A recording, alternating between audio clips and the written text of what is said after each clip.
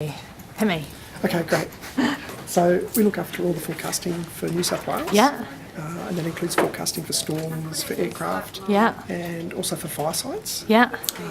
Every day we do like routine fire danger ratings, and the main customer for those is the Rural Fire Service, and they then use those to determine what the overall fire danger is across the state and whether they need to put any restrictions in place for lighting of fires or whatever.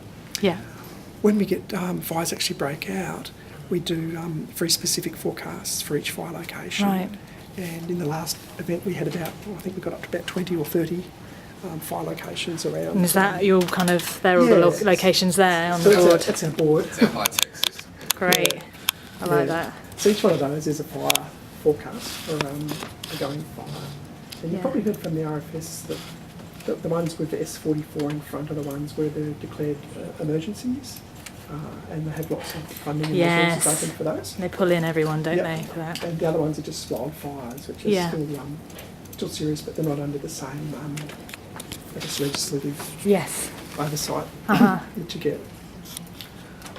We use a whole lot of different systems to do the forecasting. There's observation systems that include, we've got radar here. There's not much happening on that, but I've got radar we can look at. There's observations from tons of sites around the state. Over 100 or more automatic weather stations around. It's just about 100. It's just about 100. 99.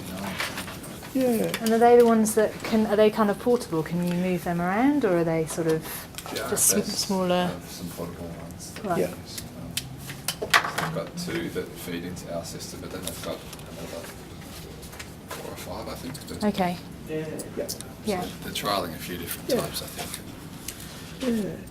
And so we take all the data, satellite data as well, from satellite systems.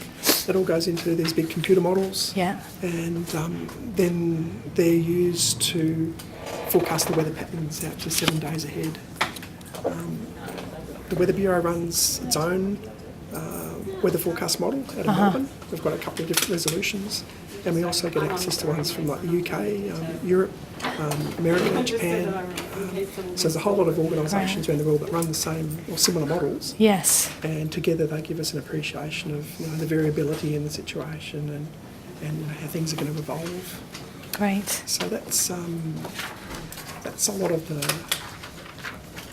computing power Yes. behind it and what we do with the actual observations. But we also